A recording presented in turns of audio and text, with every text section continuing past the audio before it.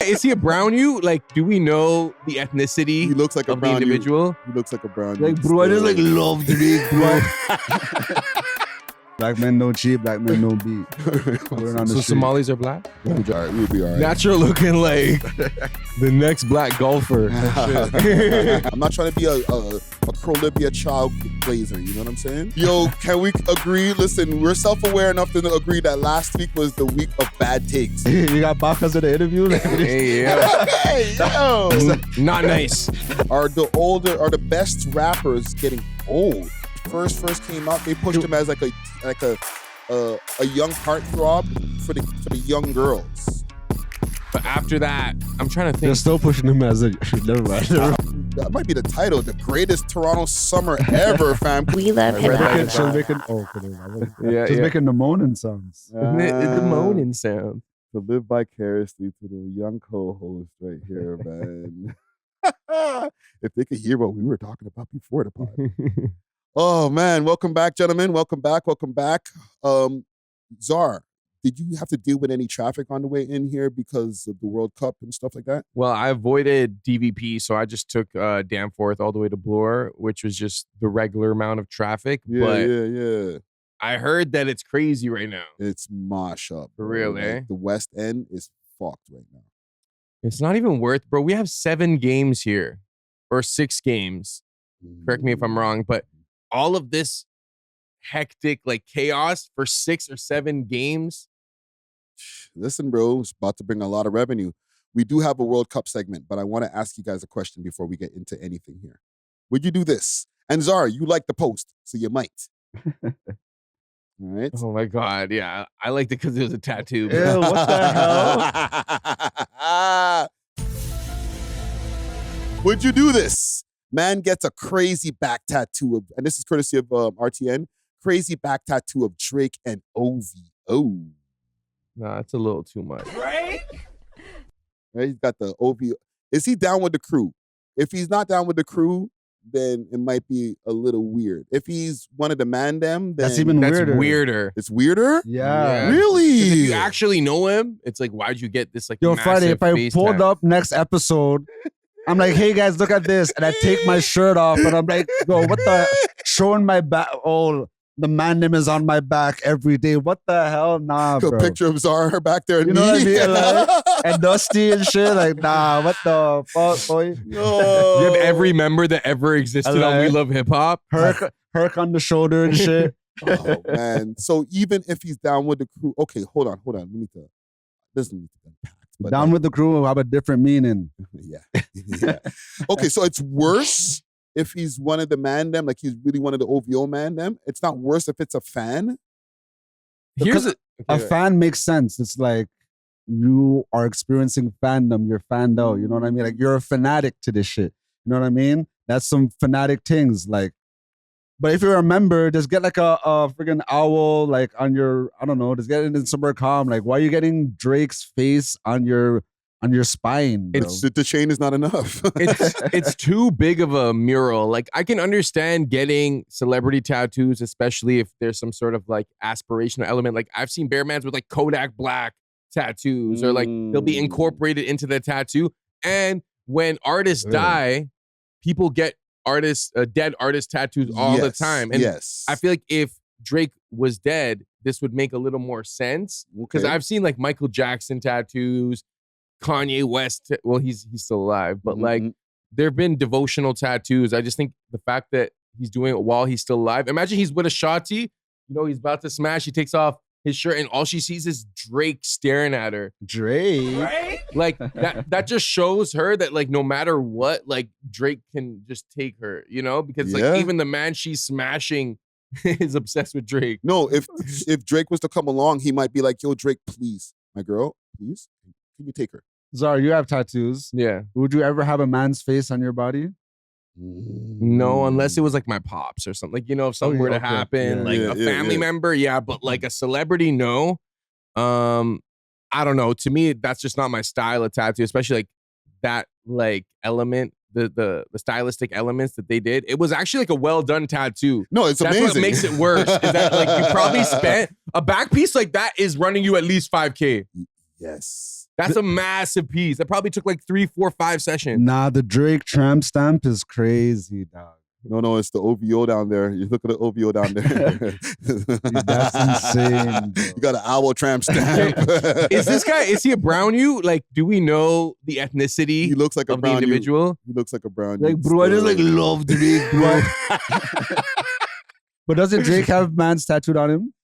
He does. Wait, what mans does he have tattooed? Because I know he had LeBron, but he covered that up. Did he cover up the LeBron? I think he did. Yeah, I think he did. Okay, hold on. I'm just catching one of the comments here. Look at the first comment. Super gay. Okay, wait. But like, there are bare mans with like Bob Marley tattoos, Right? Or like Sidhu Moosewala. Like, if it was a posthumous celebrity, would you get a tattoo? Posthumous. I don't know. It depends. I'm undecided. If there's certain person like I'm really, really fucked with when they were alive, then I might get the tat of like them when they're passed. But when they're alive, no. And the people you're naming, these were like figures that, of course, changed history, but they stood for something.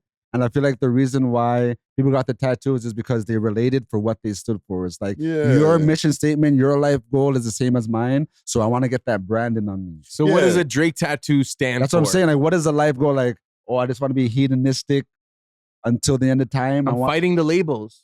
You've been able to overcome the odds of being a Canadian rapper that blew up more than the American rapper. You're the underdog. He's definitely fighting some labels, bro.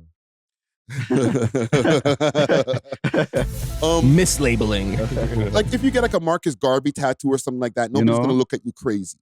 But like if you get like a artist, they have to have some kind of meaning to you. Like Jimi Hendrix, I don't think people will look at you wild if you get a Jimi Hendrix tattoo because he has historic value. Or even like a Che Guevara, who's not even an artist. He's just a political figure. Like it's that iconic image of what they represent, the ideas, the principles. So that leads me to ask you guys, if you had to tattoo one celebrity onto your body permanently, who would it be?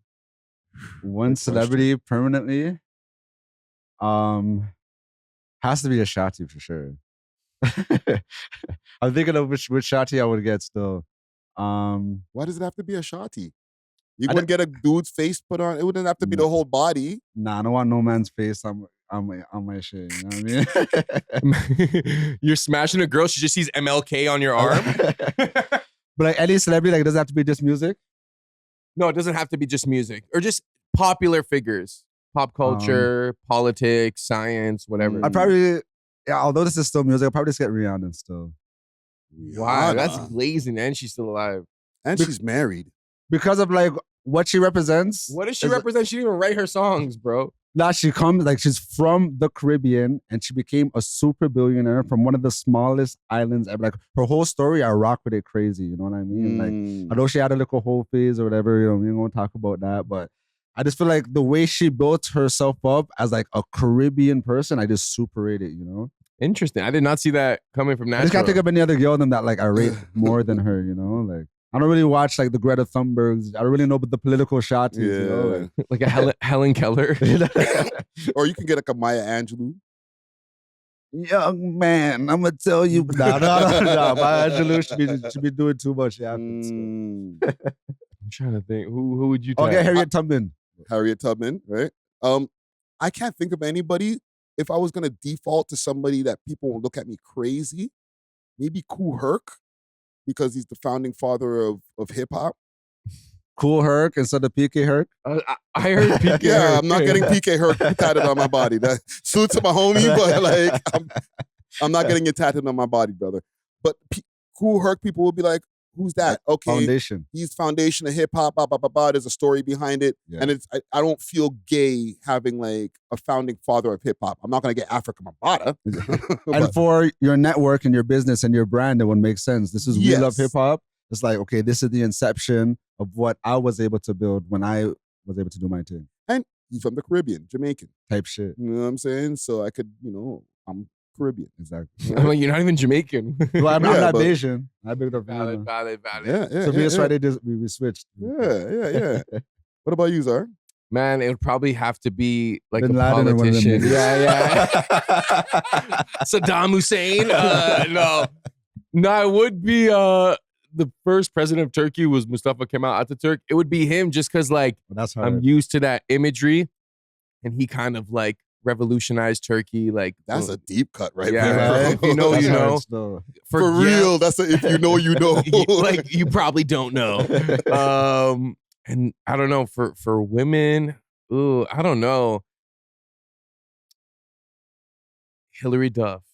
Hillary Duff. My first crush. That would be the only significance is that like that was my first like celebrity crush. Or maybe like a Shakira because she Arab too, but like Shakira. I love Shakira's Arab? She half Colombian, half Lebanese. Oh, that's mad. Yeah, so I remember Hillary Duff though was my first legit celebrity crush, and like she's so pretty even to this day. Like, Yeah, she was one of the few that like made it out pristinely. Yeah. She's still pretty bad. Yeah. Now I need to know this, man. Okay, you gave your celebrity crush. You got any others in the vault? Like my female celebrity crushes. Like yeah. Fuck the tattoo shit. Now I need to know who the celebrity crushes like are. yo, I started with Hillary Duff, then Mhm. it went Shakira, and then it went Beyonce. So it just kind of gradually got a little more ethnic as I got older. But those are like the first three. And then like, I don't know, recently, like, I don't know. I kind of, you know Keke Palmer? I do know I rock with Keke Palmer. I like the personality aspects too. Like, I think she'd be so annoying to be with, bro. I don't know. I feel like for white dudes, we like that. Like we like them type of like very talkative gal, but The assertive black girls. I guess she's assertive. She speaks with a lot of clarity too. I don't know. She's just a good communicator, and she pretty. Yo, who was the girl that was in Think Like a Man? Not Taraji. Neil? No. The one that was with Michael Ealy. Jennifer Hudson? No, not Jennifer Hudson. I'm forgetting her name, but her. Not Janet Jackson. No, but I like Janet Jackson too. Regina King? Regina Hall? Regina Hall. I like something about Regina Hall is like. Yeah, Regina King is the other one that was like in 227 back in the days. Regina Hall is who you're talking about. Yeah, but I'm trying to think of like more contemporary ones. Like who you guys got? Like you probably gonna say like Shensia and like Jada Kingdom. Okay, yeah, now definitely it's like Shensia, Jada Kingdom, them type of girl. But back in the day, it was okay, I liked Ashley from Fresh Prince, but this is when I was a young you know what I mean? Okay. So I like Ashley from Fresh Prince, and I liked Hillary. I liked friggin' Kyla Pratt. She's the shorty that does the voice of Penny Proud on Proud Family. Yeah. She was on One-on-One. What else is she? And I know exactly what you're Yeah, talking she was in about. beer shows. She was so beautiful. I liked Topanga. Topanga. Yeah, she was fire. You know what I mean? That was back when I was on my white girl shit. You know, every black dude liked Topanga. Yeah, because she was like the quirky black thing. You know, I don't know. She's not even black. I mean, a quirky white thing. My bad. Okay. White thing. And then who else did I like back then? You know the show iCarly? Yeah. I like Sam still on some weird shit. On some super weird shit. That's one of those like on your ones. I like. You don't really talk. You don't post her. Yeah. That's crazy. What about you, Friday? About like Halle Berry and them things. Halle Berry, the old schools, right? No, mine are old school. Okay. Just so that Dr. Umar will be happy, we'll start with Janet Jackson. Yep. Okay, back in the days when I seen her on Different Strokes. Okay. Right? In the 80s, I was like, damn. Right? We're like same age type shit. But Elisa Milano was my girl, bro. Who's that? From Who's the Boss? You don't know who Elisa Milano is? Pull her up. I think I know what you're pull her talking up, about. Man. Okay. Elisa Milano. Oh, man, I had it ready. Did you already have Man, it? I had it ready. Wait, was this what you were gooning to earlier? Who's the Boss cast? Broski had it ready. She's beautiful, though. She's beautiful. I forgot her name for a second. I remember her, though. I remember her. She's whatever. She's whatever. Bro, Scarlett Johansson looks prettier than her. And there's one more I have on my list there. What's her name? From King of Queens. Oh, yes. Leah Remini. Yeah, she was bad. She was bad. Right? You know what? I like the whole cast of Girlfriends, bro. The whole cast. I'm not too big on friggin' Diana Ross's daughter. Tracy Ellis Ross? With the bug eyes, bro? I loved her, bro. I loved her now. But the whole cast was bad. Yo, honorary mention. Do you remember Nicole Scherzinger, Pussycat Dolls? Yes, definitely. She's a baddie. Yo, she just popped out the other day with the Pussycat Dolls. Really? They're back? Yeah, they did a reunion on the American Music Awards. There was only 3 of them, though. But she still looks the same. Yeah, she aged well. But Friday, you like ginger, so like you don't have like a Reba in there? No, my Reba. ginger. Reba McEntire you're talking about? Reba, the one Reba. No. She got too much. She got like a cross-eye. Who's your favorite ginger female celebrity? Lindsay Lohan. Mad. Lindsay Lohan was all right. What about Emma Stone? Emma Stone. Emma Stone, I like her humor, but I don't know. She's not that pretty. There's another Emma that I like who's a redhead, but she's not that a famous actress. Okay. She's a mattress actress. Mattress actress. You know what I'm saying? Who I'll show you guys behind the scenes. But yeah, bad. Lindsay Lohan, eh? Like what? That was always I literally have the Playboy with her in a bag still. She did a Playboy? Yeah, let me see. Can you pull up the cover? The cover of let me see. That's it. Let me see real quick. Because on YouTube. No, just Google image that. Because like for me, like Lindsay Lohan, like after Freaky Friday, it's just like a blur, and then she just got crazy. I don't know what she did in between that time. Yeah. So and like she was mad young. So like I'm thinking Friday was probably already grown at this point. No, bro. Like we're like the same age, fam. Oh shit, I can't even show this on the screen. Oh, is it like that? This tetes. Oh, what? Yeah. She looked like Marilyn Monroe. Yeah. She did the Marilyn thing. Hold on. But she's not ginger in that. Maybe I could pull up one without. I don't like when ginger is like deviate from the gingerness. She oh wow. She did her hair freaking blonde for this one. But yeah. That's my take. Just calm down. Enough on Lindsay. I was gonna say Toronto female celebrity crush, but I feel like that's too local. That's too local. That might get too much in the mix. Now right she's like, now. I'm already smashing them. Yeah, maybe we could leave that for another day. Okay. All Comment gang. Yeah. Not just me, broski. Ooh. Broski trying to put me in the hot seat. Let's get this started. Trying to be like you. The champ is here.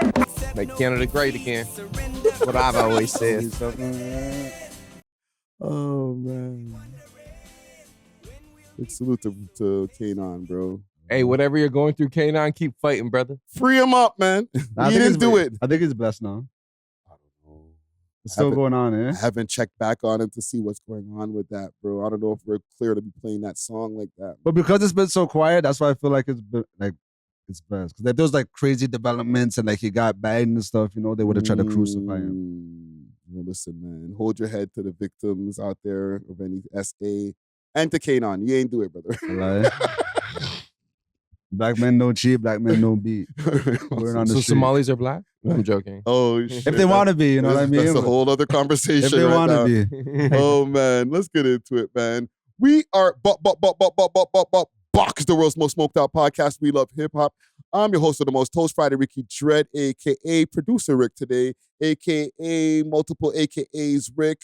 We over here, We Love Hip Hop Studios, episode 691. We got back at it. All right, Mr. Outsideness himself. Jeez. You You might see him at the gym or farming, you know what I'm saying? Mad. Getting his pump on. Mad. You might see him ringside about to take out somebody on some WWE shit. Let's get ready to rumble. We have our political expert himself.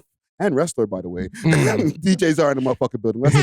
Yes, sir. DJs are, aka Burrow Sound, aka Young Shawarma, aka Cheeseburger, aka Zarly Kirk, aka Coffee Poppy, aka Blueberry Terry, aka Dapper Dan.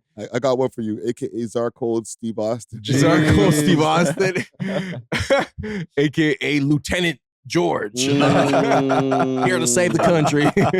Welcome back, Back brother. at it like a crack addict. Lieutenant George is a hilarious wrestler name. Yo, fam, you're actually dressed for the weather still because it's hot as shit. Yeah, like I outside, seen you man. wearing a hoodie on the live. I'm like, it is not that cold. And bro, this guy came with a hoodie and a shirt. You know me, I get cold mad easy. Yeah, Bro, man. boys, it is like 30 degrees out there. Lie? I know. We'll be all right. Natural looking like the next black golfer. And, okay, well, speaking of, sitting next to DJ Czar, okay, you might see him at the golf course. Knocked it down, okay? You might see him in Drake's DMs having a heated dispute about fashion. Man. Okay, you might see him at the dance hall grinding up on a ting. Jeez. Okay, we have our content creator and DJ himself, DJ Natural, waving a motherfucker building. Let's go, man. Man, this Knocked Natural in the building. Super exhausted. You know what I mean? But we'll get to it when we do our wrap up. Yeah. Mr. Booked and Busy in the Right? building. You know really what look I'm like a saying? golfer right now. I should go to the course after this to see what I go on. I've never played golf before though. For real? Yeah, never. I haven't. Me neither. It's good still. It's a good game to get into. But you need money low key. Yeah. We got to go down to the Scarborough Golf Club one day and freaking get it popping. You know what I'm saying? But before That's we what get Bugs was trying to do. I never. real? No, I'm just joking. Oh. You know Scarborough doesn't that buy OP? Oh. We're just gonna hit some irons. So. No, we're just trying to play. If you know, you know. Let's get into some. Let's pay some bills here first. Okay, starting off with Gamdon. Air horns for Gamdon. Okay. Join 16 million players who know where the real action is. Gamdon delivers elite odds that the big name books can't touch. Okay, you get 15% breakbacks on your first week and lightning fast crypto withdrawals, and you can live stream all of the action while you win. Right now, I have my bets down on the New York Knicks. I You got up right now, what? The last I'm game, shocked. freaking, I cashed in crazy. bro. Right? And listen, I was just going, I'm going Knicks all the way. You know what I'm saying? So I'm going for the sweep. I heard that if you bet $100 on the Knicks, since it's like a 13-game win streak so far, Mhm. if you bet $100 for each of those games, you will be at like 500,000 or something like that. If you did like the money line or whatever it's called, Yeah, For the yeah. last 13 games? yeah, exactly, Wow. $100 each game. Yeah, you know, the crazy thing is too, when it comes to that, bro, the odds keep on going down now. Yeah, The game one, the odds were like super low for the Knicks. So like the cash out was crazy. definitely. And same for game two. Now when I put my odds for game three, the odds like went down to like one something. You know what I'm So saying? it's 'Cause like expected for them to win now. yeah, Wow. they're whooping ass, bro. So Yeah. you ain't gonna get that much money next time. Just chill. But I put my bets down, and if you want to do the same, use the code welovehiphop. Okay, it's in the description. It also helps with the network. Mhm. Or just go to the website gamdon.com /r/welovehiphop. Also, big salute to Exotic Hot Pot, from high grade strain to authentic grabber and all your rolling essentials. Exotic Hot Pot is about elevating your smoking session in true 5-star fashion. Okay, there's some of that on the table. It's covered by the banner, but we got it. Okay, and if you want to get some of that, hit them up on their Instagram page. That's Exotic Hot Pot, or just go to their website exotichotpot.ca. You let them know that the We Love Hip Hop boys sent you, and they'll definitely give you a discount. Last but not least, big salute to Road Ready Detailing over at 750 Road, Unit 66. You can get your cars detailed. You can get tints. You can get ceramics. Anything that you need. Okay, and all of the stickers that are over here at the network are from Toronto Road Ready. Okay, hit them up on their Instagram page. That's Toronto Road Ready Detailing. Or you could just go down to the shop. Once again, that's 750 Oakdale Road, Unit 66. If you see the boy Dusty Wallace, let him know that the We Love Hip Hop boy sent you, and he'll definitely give you a discount. Scene. Gentlemen, how y'all doing? Let me know how y'all weekend has been. Let's get into it, bro. You want me to start? Yeah, go for it. Well, I've been DJing for country Mm. crowds over the last couple days, and I've developed this accent, Frederick Drag. I'm just fighting for my country. No, did you really play at a country bar? Yes. No, like, so the first wedding I did on Friday was like country vibes, but they were also Newfie. So there's like a Newfoundland genre of music. One time I DJ'd a Newfie party and they gave me like a USB of tracks. They have this one song called the Newfie Stomp. Yeah, I ran that. Bro, that gets them active alive. Yo, they're lit. Newfie Stomp? Yeah, doing the Newfie Stomp.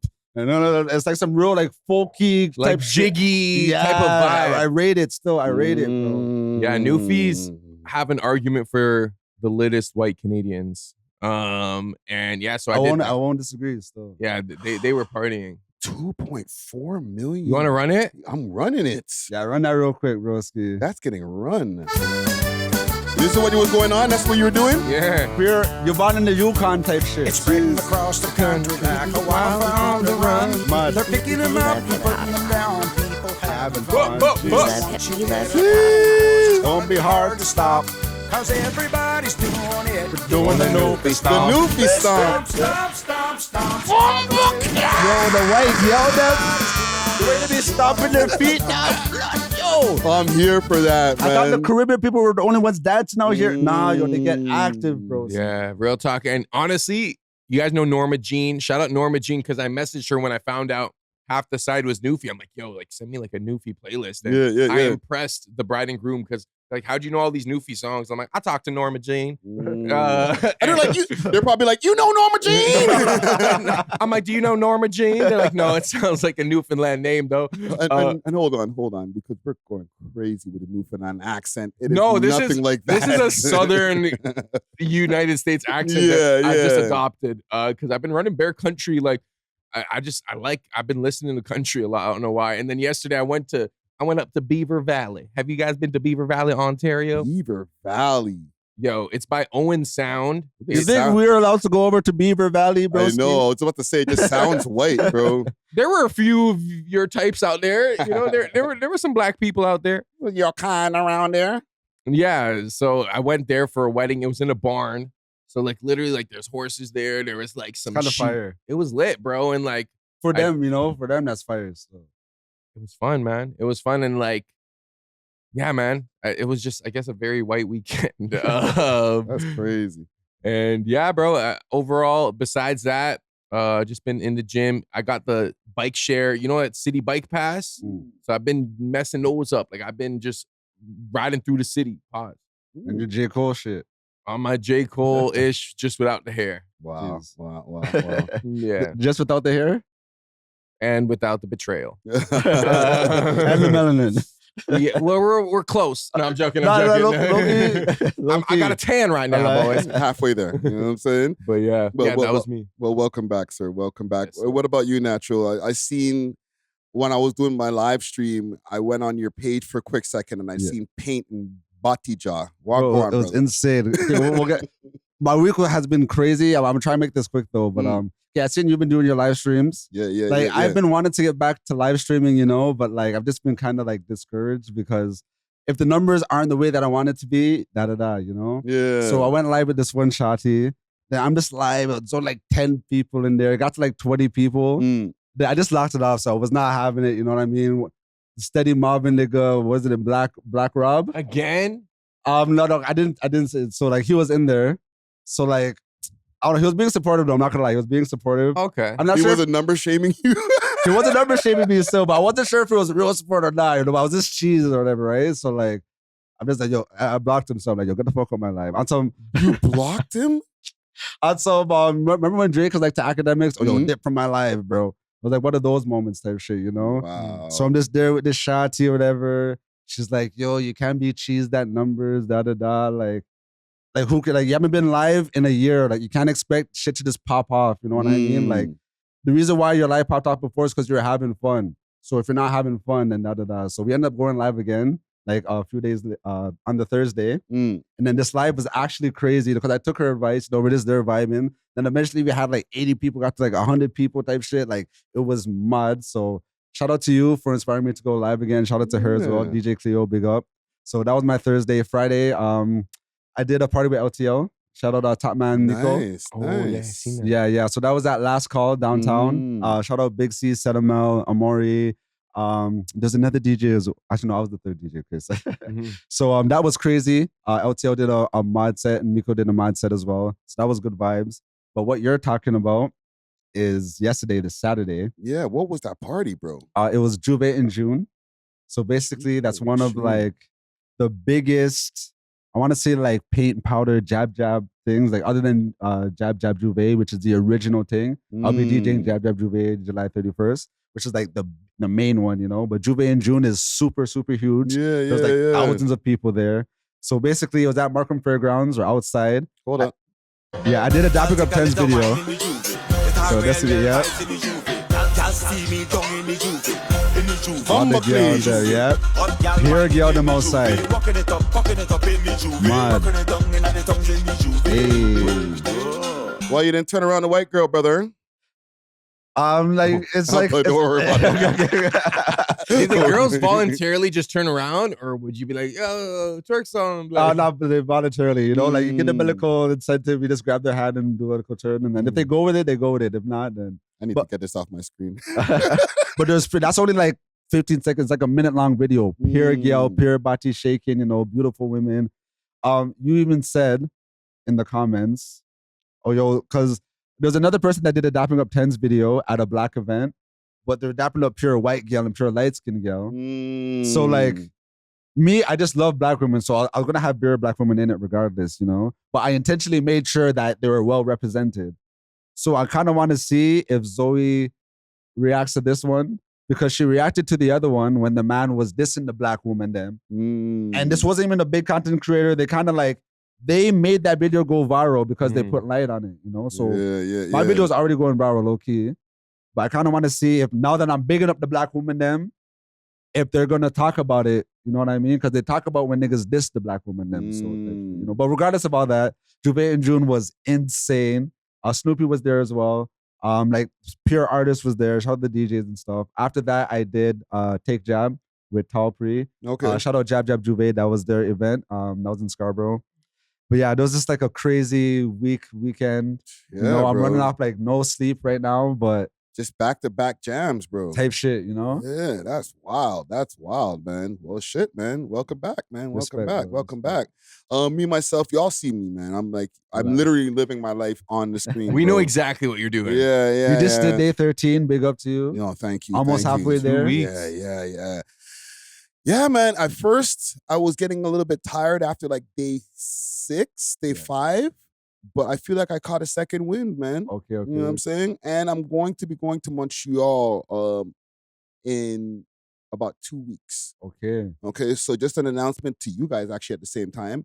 We are going to miss one episode. So there's going to be one episode off. We got a day off? We're going to get a day off, right? I'm not going to be taking a day off because I'll be streaming all the way through. Yeah. But there's going to be between the 18th and the 22nd around them times, I'm going to be gone to Montreal.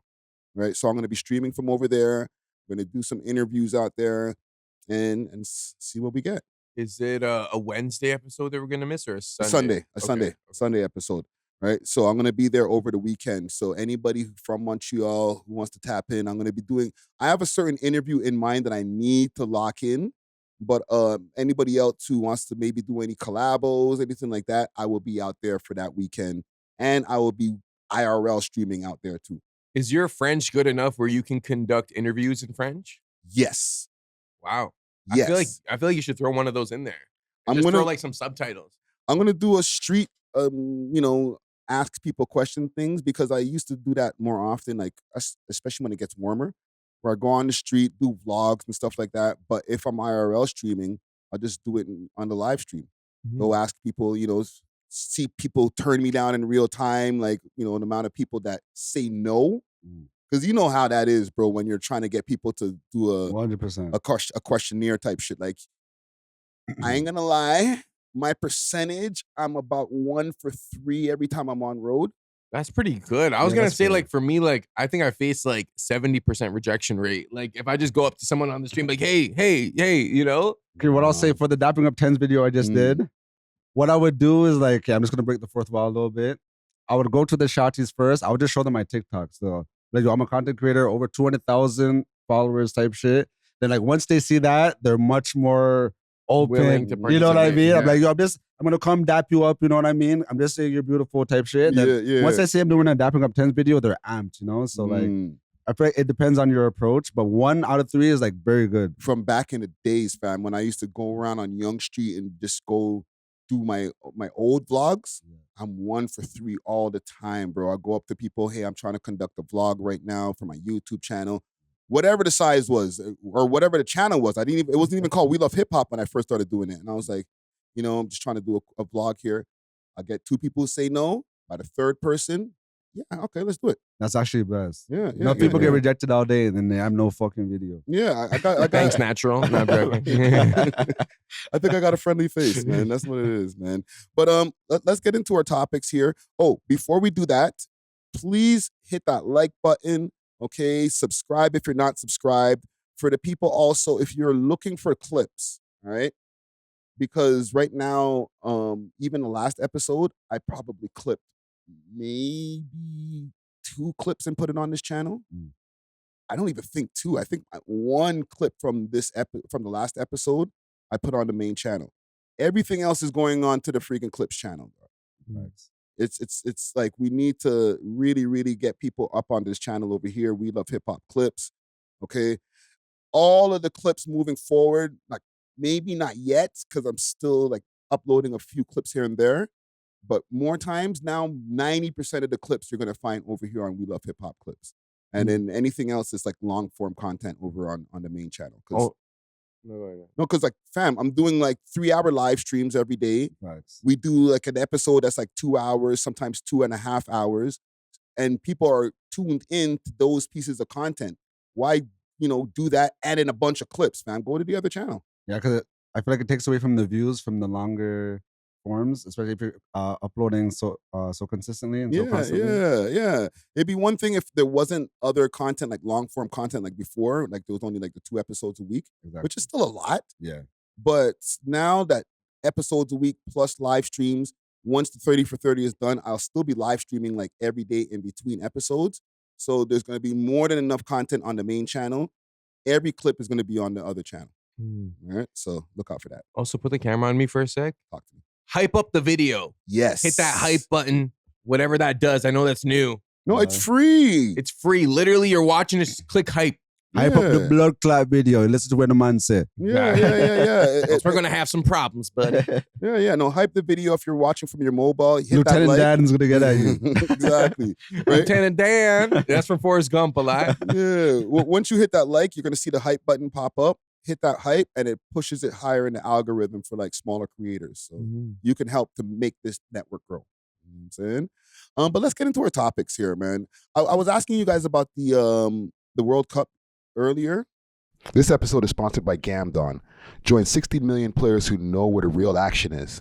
Gamdon delivers elite odds that the big name books can't touch.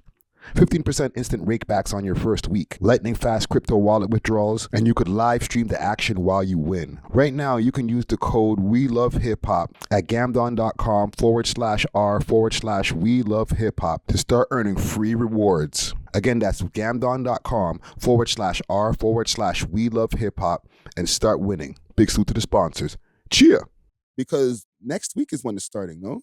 It's June 11th or June 12th, so technically this week. Yeah. And they've already made a lot of changes. The traffic right now is fucked up all the way like the West End. Really? Yeah.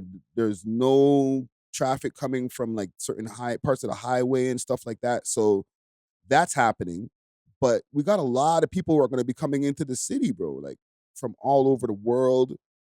I think there's like a bottle rule that they have over there at the stadiums and shit. There's all types of shit going on. I heard they changed the bottle rule because of all the backlash they received, because they were saying that you weren't allowed to bring reusable water bottles. Obviously trying to incentivize the sale of bottled water. But then people came out the woodworks saying that that's almost like a human right to be able, especially in hot weather, like you're not allowed to bring water. Like you're forcing people to probably pay overpriced or buying overpriced bottles. So yeah, there's that. The traffic element is going to be crazy, like you said, road shutdowns. I also don't know like how many people are actually going to fly in here for like the 6 or 7 games that we have. Like you were saying 6 and 7 earlier. 6, 7. Like as if that's a little bit. That's a lot of games in our city. Well, like, okay, search all the games that are playing. Like, I think the last one we have is a quarterfinal game. So it's not like we're getting like the semifinals or the finals here, you know? Yeah, and I'm looking up the opening ceremonies also on ChatGPT. Katy Perry, Future. I don't know who Anita is. I don't know who Lisa is. Anita's Rema. Latina. Right? So I guess they're probably huge. Rema, and Tyla. J Balvin, Michael Bublé, like bro, like this is crazy. Where's Drake? Oh, he's an ambassador. I think he's not. I don't know if he's performing. Remember the OVO fans were going crazy, like, oh yeah, Kendrick got the Super Bowl, but it doesn't matter because Drake is going to be opening the FIFA World ceremony shit. that was just rumors. It wasn't even a rumor. It was just fanfare, bro. Nobody ever confirmed that. Drake is providing the drip for the Canadian national soccer team. That is way cooler than just being a performer. Still, it is Jakala. It is, you know, drip. like big up Nocta. Yeah. No, like there's a lot going on. Burner Boy's gonna be here, fam. Like, mad. That's a lot, bro, for our city. You know, I'm amped for it still. Yeah. And also, my bad. They're doing a 22 because it's like 22 days that's lasting, right? Mm-hmm. So they're doing 22 sound clashes that I see. Really? Yeah. So basically, I don't remember every DJ that's gonna be a part of it, but I know Specs is a part of it. Mm-hmm. Dr. J, starting from scratch. There's some more, I believe DOC, Jester. But basically, like, so when I seen that, I love Sound Clash. I thought that was an amazing thing. I'm in a Facebook group where they talk about Canadian Sound Clash, or whatever. Mm-hmm. All the sound mans are hating on, like the real sound mans are hating on it, you know, because they're like, oh, this is not authentic Sound Clash. You guys are gentrifying the thing, blah blah blah. But I think this is like a great look because this is like a world stage, and Sound Clash is not really like the most commercial thing. So the fact that they're incorporating such a niche thing and they're using all these Toronto DJs, like I just think that's a super good look. Yeah, and the bars are going to be open till 4. Yeah. In terms of the Sound Clash thing, the only qualm I have with it, because I think it's a cool showdown, but how is a random DJ from Toronto going to know what Bosnian tunes to run or what Turkish tunes to, you know, if they got DJs from each of those designated countries to represent, now you have a fair battle. But these guys are just gonna search on ChatGPT like top 10 best Bosnian songs. But I don't think they're doing it like, for each game, because there's gonna be Sound Clashes on days where there's no games happening. Okay. I think it's just like to keep the promotion going and to keep the hype going. It's like, okay, to cater to this market of people, we're gonna have DJs doing Sound Clashes, and then they're probably just gonna promote the World Cup, but not like specific teams. Like, so there's no correlation to the actual FIFA game. So like Specs is not representing like Lithuania type shit. That's kind of what I thought it was gonna be. Okay. Oh, that's sick then. It's wicked still. It's dope. And I'm gonna look up even the expected revenue that or estimated revenue that they're gonna get from having this in the city. I know they're spending a shitload of money to have this here, like I think in the billions for sure, because like, you know, the infrastructure, I think they had to change the stadium up, all types of shit, right? And all of the just changes in traffic and transit. But moving forward, it's actually going to be better for the city, from what I heard. I'm not trying to be a Crolivia child glazer, you know what I'm saying? Yes and no, because, and I'm not sure about World Cups, but I do know with the Olympics, places usually lose money hosting those events in hopes that it's going to bring in future tourism. Yeah. So it's almost like a long-term investment, maybe a short-term loss, long-term gain, but I don't necessarily see it being like profitable in a quick flip way. It's more like we're going to showcase our city to the world. The people who visit us here might come back and maybe might want to invest in our economy. And I think it's one of those ones where it's like, okay, we are supposed to be a major city. We have to do major city shit, you know? Like when certain things come across the table, it's like, yeah, we might have to invest a little bit in this, but to keep our stature as one of the big dogs, it's like, yeah, put us on the list. But Natural, you know this as someone who's traveled. In terms of other major cities, our infrastructure sucks. Idioting. It sucks. And it's only gotten worse since mass migration. It wasn't even that good before mass immigration, you know? Like, so I don't know. It seems like it's going to be a mess. I also heard that Doug Ford took over the DVP from the city of Toronto. Really? Yeah, if you search that. So I think it's because like the city is just not good at managing itself. Like it's almost like the province got to step in. What do you mean took over? So I think it was controlled or operated, can you search this Friday? Yeah, I'm going to look it up. By the city of Toronto. And I think Doug Ford kind of stepped in and was like, nah, like we're gonna run this, because in terms of construction, in terms of traffic delays, like it just got so hectic that they're like, bro, this isn't it. Yeah, so I pulled it up over here on Google's AI. It says, yes, the Ontario government led by Premier Doug Ford is officially taking over both the Don Valley Parkway and the Gardiner Express as of fall 2027. The highway transfer involves the following details. This is a play, bro. Well, look, the provincial takeover was agreed upon in late 2023. So this was even before. The province of Ontario will assume full ownership, maintenance, and repair costs, freeing up billions in city funds. But look, now he could use whichever construction companies he wants to do the repairs. For sure. Big play. So like, okay, we're not going to use these guys anymore. We're going to use my boys over here for that. You know, now he's collecting, like, I don't know. I just think this is a money play. I'm not mad at it though. If they could make it better, then make your bread. But like, exactly, it sounds like some mob shit. You know, as long as it increases the quality of the actual highways, I don't care who you hire, because whoever's hired right now is not doing it, bro. Yeah. Even just getting onto the gardener is just the most annoying thing. Like, DVP is all right, but it could be better. Well, that's the thing. Like right now, we're expected, and I have the stats also for the World Cup. They're expected to have another 300,000 visitors, along with the gridlock and shit that we already have. So, and I'll put this back up on the screen in a second. I say that to say they're supposed to make it where it's supposed to be an easy flow for these 300,000 extra people to come into the city. So post that, once they leave, what we're left with should be better for us, is what the concept is. In theory, yes, but during the Olympics, remember they had those special lanes and stuff, and then as soon as the Olympics was done, it's like, all right, back to the regular scheduled program. Yeah, they're saying, and this is just what they're saying, they might do what you just said, but the infrastructure that they're building now is supposed to benefit us moving forward. Oh, they're gonna allow it. Yeah, hopefully. Okay. If it's a long-term infrastructural investment, then I'm here for it. I just don't have too much faith in our city management. Like, I just don't think we're that good. Yeah. Let me show you guys again the statistics here. It says it's about to generate about 940 million in economic output for the Greater Toronto area. This includes spending on hotels, restaurants, transportation, entertainment, retail, and other visitor-related activities. But if you said that they already spent billions preparing for it, and then now we're gonna make $1 billion. I don't know. They said the profit is going to be roughly 380 million. That was our hosting budget. Much of the direct revenue from tickets, sponsorships, and broadcasting goes to FIFA rather than the city itself. Wow. Bro, FIFA's cashing in. They just slapped their name on it. It's like, you guys do everything and we're going to get the money. Wow. I'm mad at it. So what are you guys' thoughts? Like, is this going to be before my question, like, to encapsulate everything, what about the last call? Okay, that's something that's going to be affecting both of y'all. DJs, you already spoke about it, Zara, as far as like with your job. Everywhere's doing it, bro.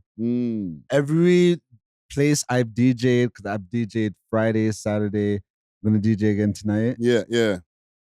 They're going till 4, bro. Like right now? Yeah, like they're already doing it, bro. It hasn't even started. I'm not even mad at it though, you know what I mean? But yesterday, because it was a soca fete, but because everyone went to Juve in June in the day, like people pulled up a little late because they had to go home, shower, get ready on them thing day. Yeah. So people didn't really pull up to like 1, 2 a.m. That's mad. You know what I mean? So it's like, yeah, like we're partying till 4, bro. Yo, hold on. Let's let that breathe for a second, because like people are already adjusting immediately. Like, bar's not close till 4.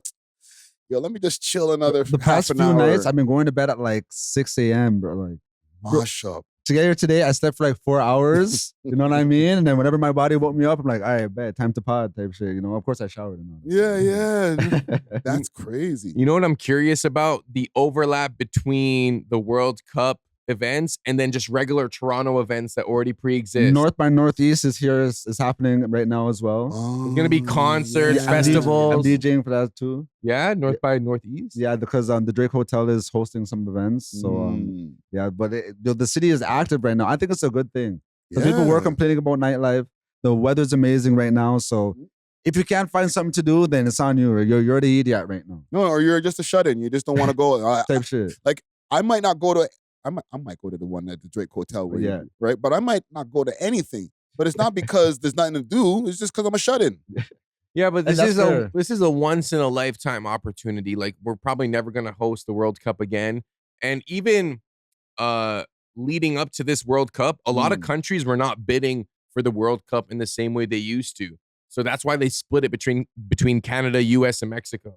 Because no one country wants to take on the responsibility of having to host a World Cup. It's so hectic in terms of security provisions, the infrastructure, the influx of people. Like, it's really not an easy task. Like, the last one was in Qatar, I believe, and they have money. So it was kind of like bare people died making them buildings in Qatar. Like, they still have slaves and stuff. It was kind of messed. Yeah.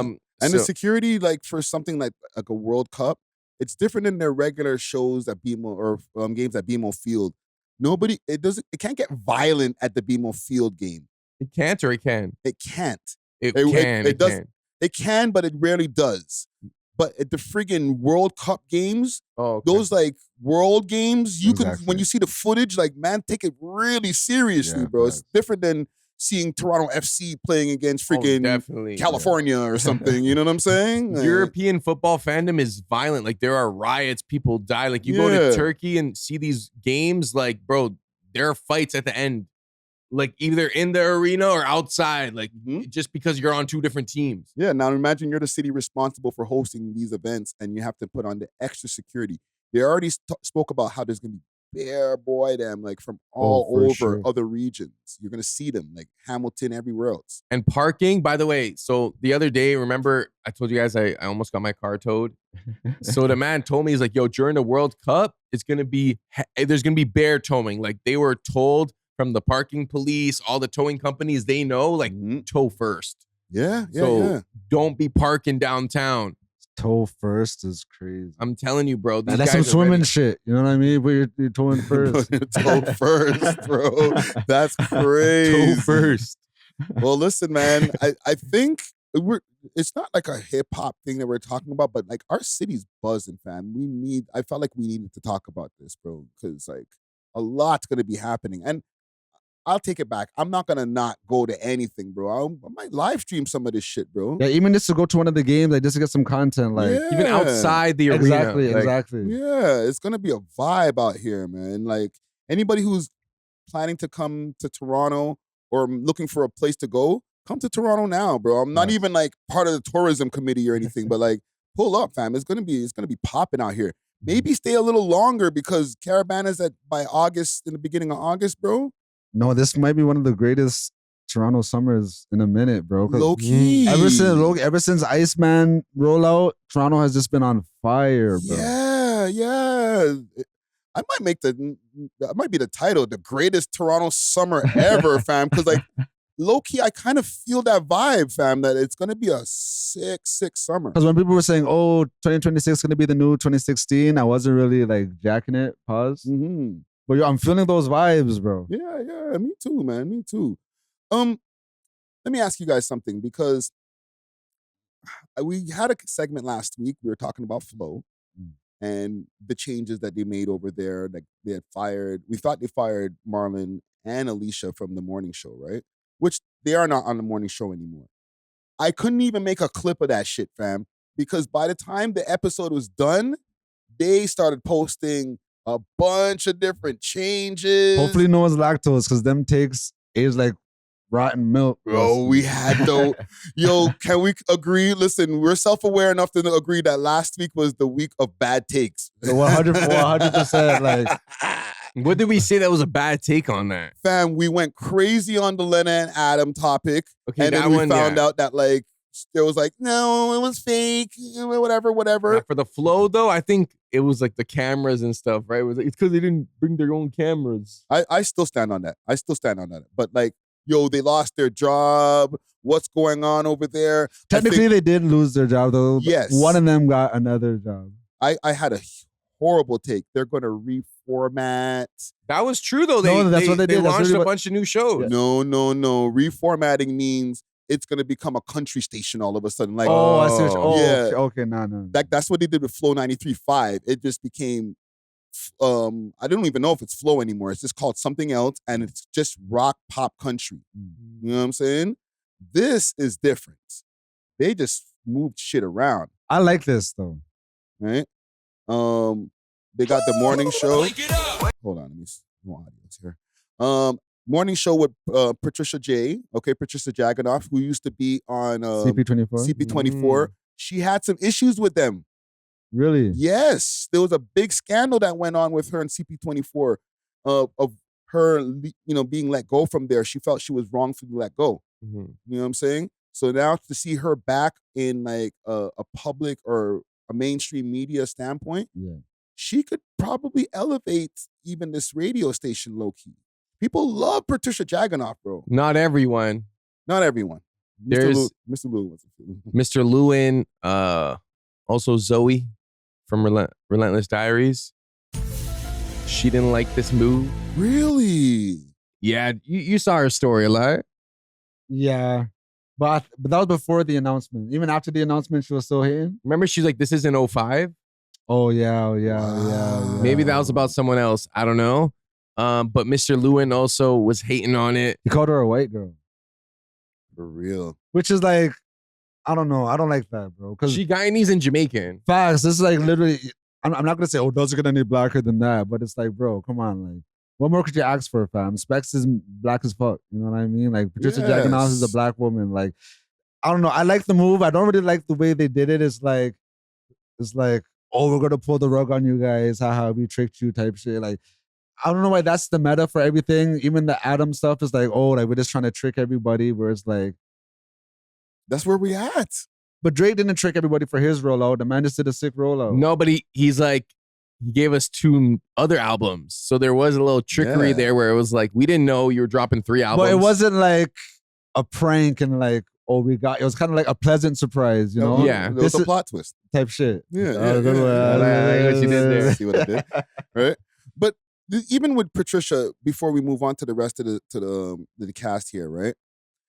Okay, yeah, she's not 05 or whatever, but she did a lot of great things over at the station at the CP24. She really brought, like, even though people will say she's a white girl or whatever because the way she talks, she represented a lot for the freaking community, fam.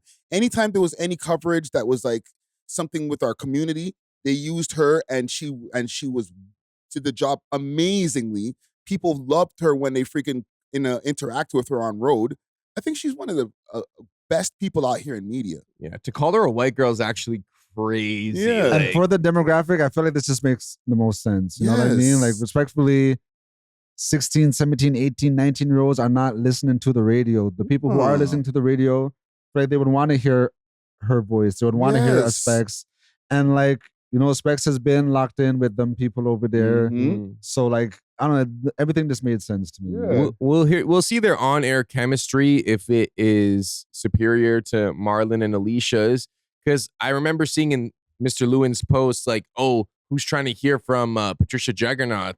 But like, who was trying to hear from Alicia? Like, no diss, but it's not like people like run to hear her takes. Like, it's just at the end of the day, you're kind of being a presenter and adding your own commentary, and both of them could do that well. I did see mixed feelings. I did see a lot of people that were like, oh, we'd rather have Marlon and Alicia because they liked the more youthful, like, exuberance and stuff. And even youthful, those guys are like mid-30s. But come on, they're younger than Specs and freaking Patricia Jaganov. Not by much. And even I was talking to Demdar earlier, and even he was saying that like when he used to do his like delivery job or whatever, like the man would have to be driving early mornings, and he would actually listen to Marlon and Alicia, and he enjoyed them type shit. Yeah, you know, and he's like younger than me, you know, so I feel like they did have a good dynamic over there, but they're not gonna bring anybody else, you know, like so.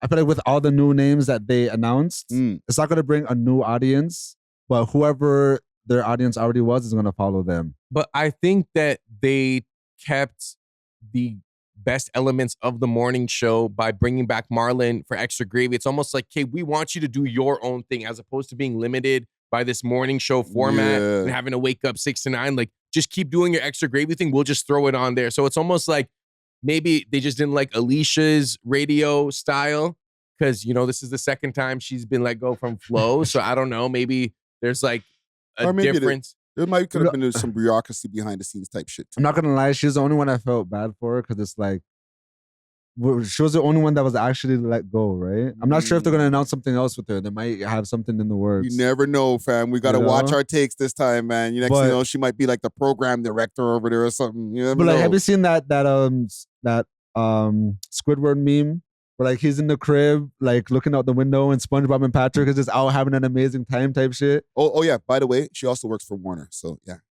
So I just feel like Doing what? She works at Warner, fam. She's the one, I think, it might have been, no, it could have been Sony. She works for one of them record labels too, fam. She's out here, fam. Doing what? Maybe marketing manager or something, one of those record company jobs. I know she got me one of the interviews, a Pressa interview or somebody's interview from before. Okay. Yeah.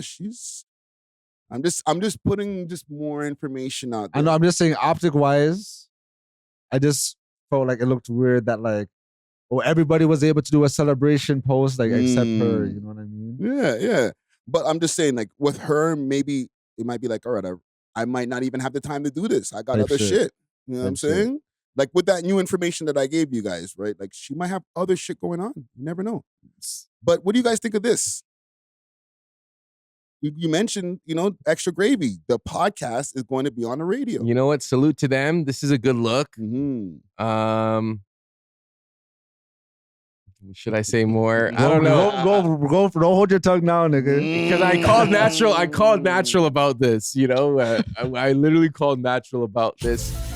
Oh man, I was big chillin' still. Yeah, natural kind of gave me some perspective, but I do feel like hold on, perspective. Hold on. And you'll be interested to see this dynamic. What was your initial feelings where you were like, what the fuck? No! I just felt like compared to other platforms or podcasts, I don't know if they were the most deserving. I think, especially if, you're trying to have a hip hop radio network, I felt like we would have been a better shoe-in for this position. However, we never applied. Yeah, Zara called me hating and shit. Zara called me like, what the fuck's going on, bro? The thing is though, like, I don't want it to seem like, like they don't deserve it, because they've been putting in work. Yes. And as Natural reminded me, Marlon's already kind of like grandfathered into that system. So it's kind of like, it would make sense. But I just felt like it could have been a big opportunity for Flo to maybe take a chance on us. And another thing I was telling Zara is like, okay, I'm not sure how you feel, but how I feel is like I've never been an industry person. You know what I mean? Like the industry never loved me, type shit. Yeah. I feel like the industry doesn't embrace you as much as they should. So like we shouldn't expect them to just like, randomly wake up one day and say, hey, you know who we should give this big opportunity to, who we never really considered before? Like the anti-industry motherfuckers. You know what I mean? Yeah. Like, so when certain things come up, like I don't really get cheese because like I wouldn't even expect that type of shit. You know what I mean? Like me, I'm expecting to have to go through the mud. I'm gonna have to work 3 times to get half the reckon it type shit, Yeah. But I felt no ways because I didn't apply.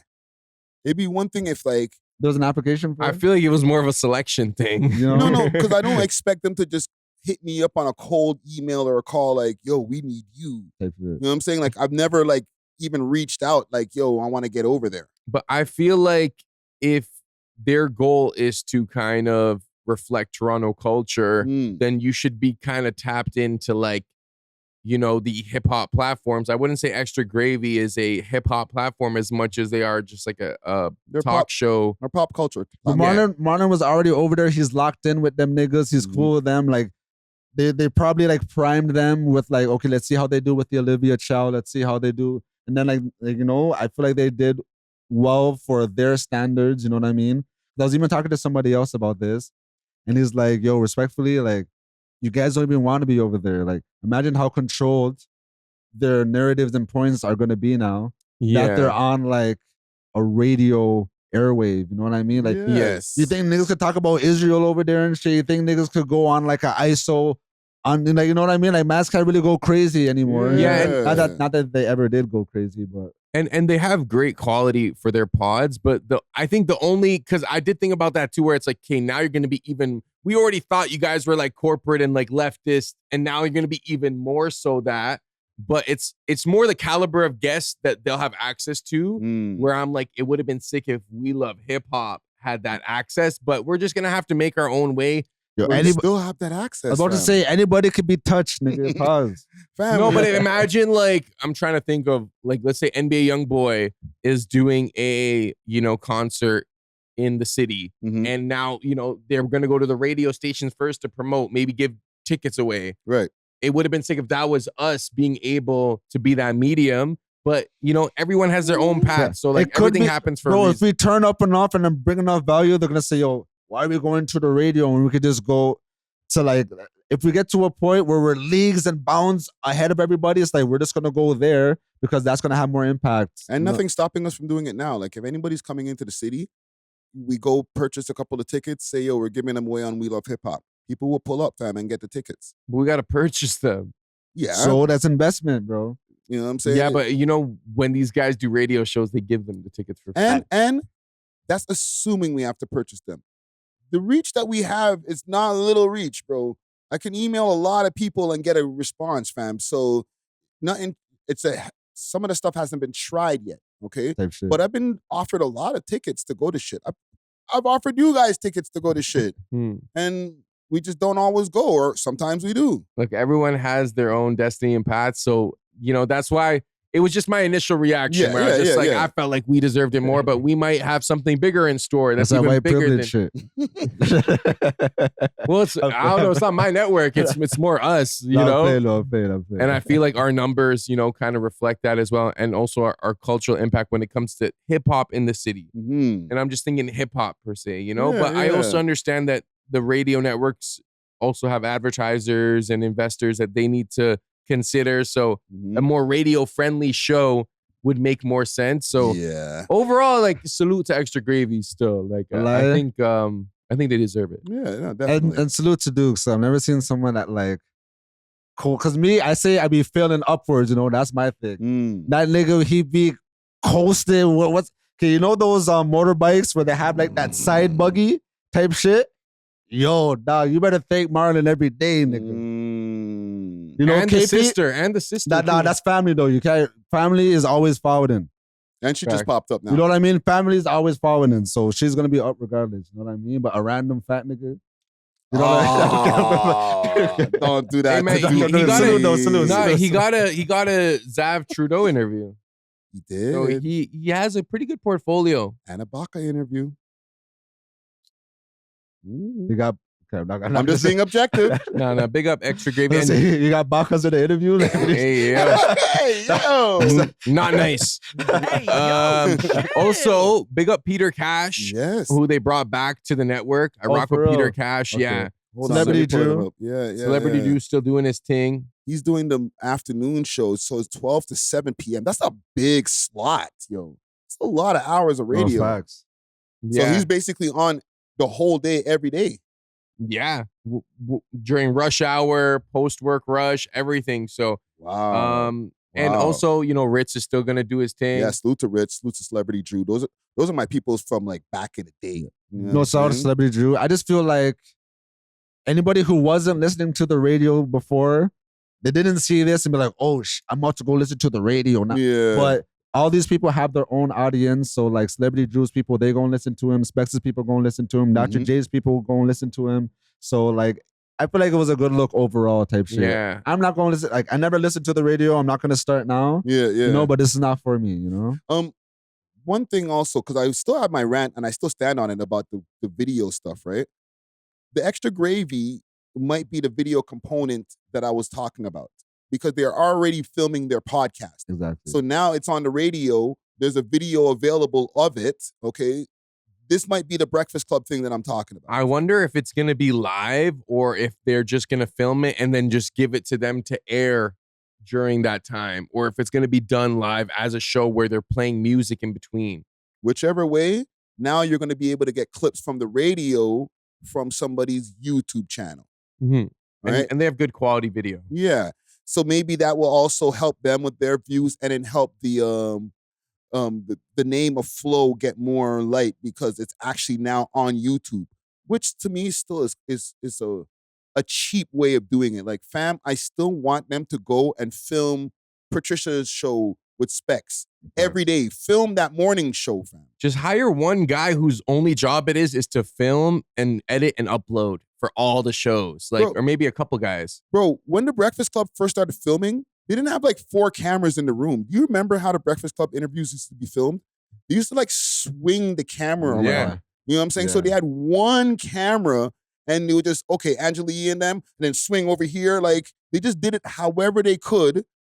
And we watched it and enjoyed it. It has millions of views. And honestly, that became their trademark style where it was like zoom and like quick zoom, you know, into the guests. I actually like that. Yes. But it was, to me, it felt like it was just a necessity thing. Like, we don't have 4 of these expensive ass cameras. So now they do, right?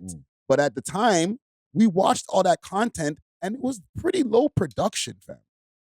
Yeah, honestly, as long as the quality of the content is good or the actual content is good, people will bypass quality. Like, if it's shot on an iPhone but it's funny, people will prefer that over like a $30,000 DSLR camera where it's a dumb video. As long as the audio is good, the video doesn't have to be amazing, and they can get this. They're at the radio station, fam. I'm just gonna say this over and over again, fam. You never know who can pop up on the morning show, and now you have that up on your YouTube doing millions of views. No, I'm excited still. Like, cause me, like I said, I like good competition. You know what I mean? Like, I want everybody else to be thriving.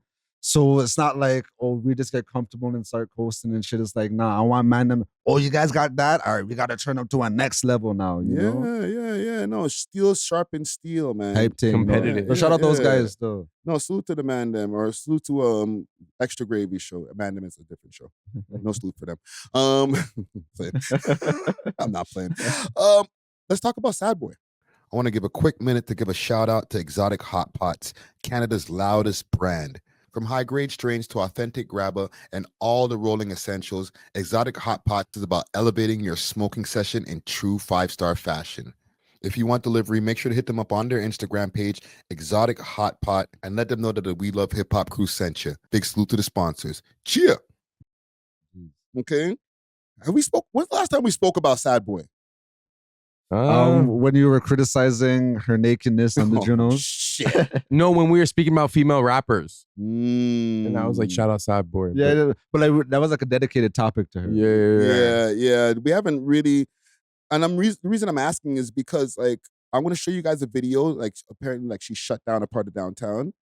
But I want to, maybe we could unpack what's going on with her career so far. So I'll show you guys the video what's not going on. All right. So right now, this is courtesy of Torontology. Sadboi shuts Toronto down.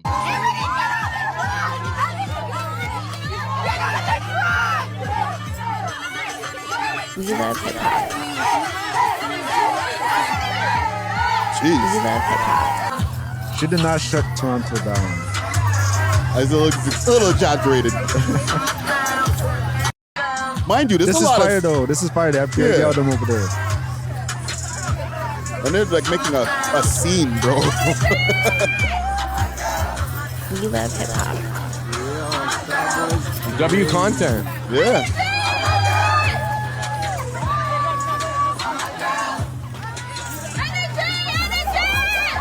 This music video is gonna be mad though, still.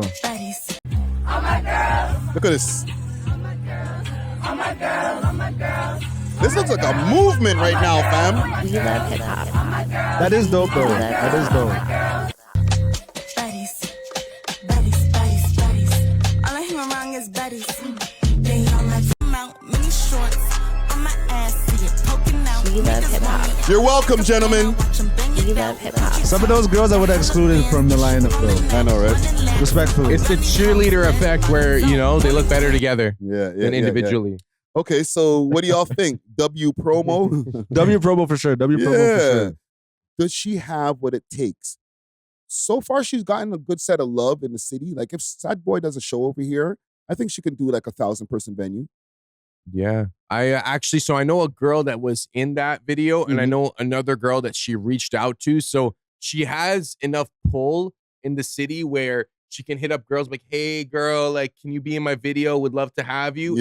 That many girls showed out. So even that alone speaks to her impact on these other girls' lives where like they're borderline fans, but now they're also part of the process. So being able to incorporate your fans into your work, I think is a good skill to have. And I think she definitely has what it takes. Let's see what this All the Girls song does. It seems like she has a lot of intention behind her rollout and what she's doing. So It might not be the quick results that we want, but I think everything is calculated. And I think instead of making a bunch of like small little steps, she's gonna make a bunch of big steps, you know? Okay. What do you think, Nacho? It's funny because I was actually talking to somebody about this the other day. I don't even know why we were talking about Sadboi. I think I was talking to Ashati though. And then of course. and then we were just discussing how like, well, I said that she hasn't surpassed her first track yet.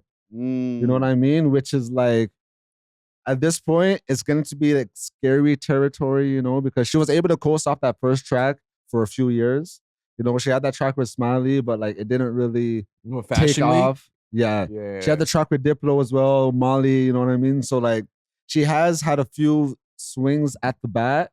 I'd say that like a few like a first base hit, a second base hit, you know what I mean? But she hasn't really got that home run yet again, you know? So like it's getting to the point where it's starting to be a little critical because you don't want it to be too long where you haven't had that smash.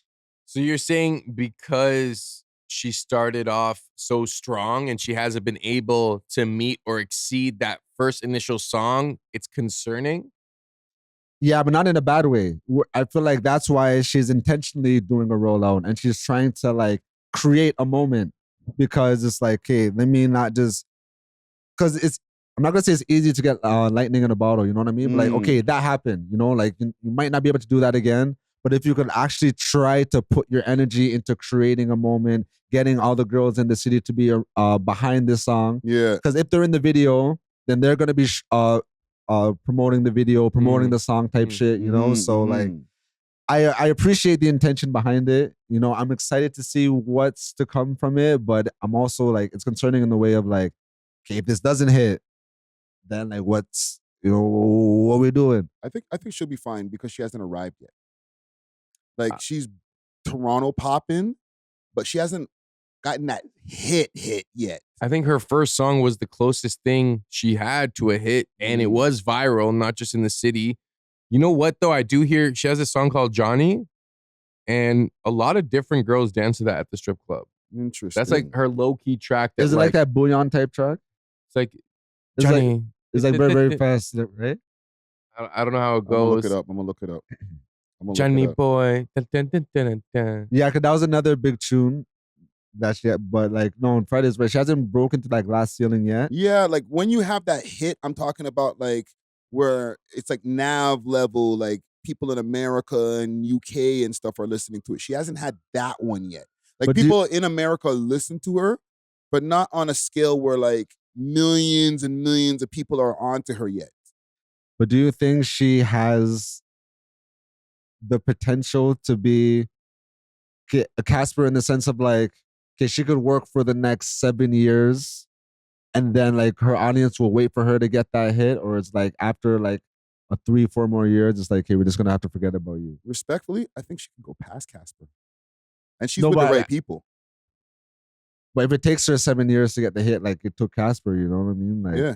I don't think it took longer than 7 years. Casper had local hits, but it took him like 15 years. But let's compare like, okay, Casper's first hit, even if it's a local hit, let's say it was Dope Boy, right? So let's compare that to Sadboi's first hit. Yeah. So how old was Casper when that Dope Boy song came out? He must have been like 15. 15. He explained it in his new CBC interview. He said he was 15 when he put out Dope Boy, or 16 or something like that, and now he's like 30.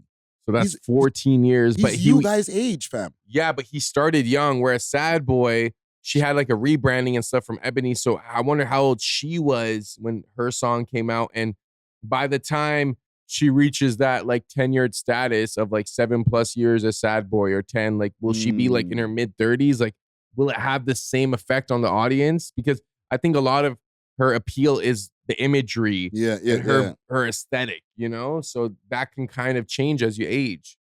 Yeah, it's and you did mention the rebrand from the Ebony thing. I forgot about that. So she's like on her second life type shit. Yeah.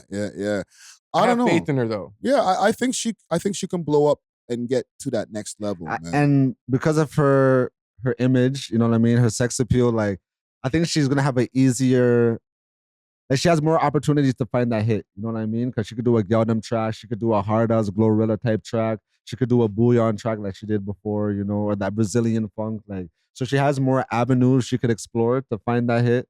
So, you know, yeah, she's got infinite potential, and she's with the right people. She's with LBRN, which is like the same people as Black and Summer Walker and all them. So you just have to find her even the right song. Like they have the ability to find her a song that she could just do. But I thought the Brazilian funk wave was just gonna be her formula, and maybe because it didn't work again, they tried to experiment. Like she did the EDM stuff. You're saying she did some more like, what do you say, jab?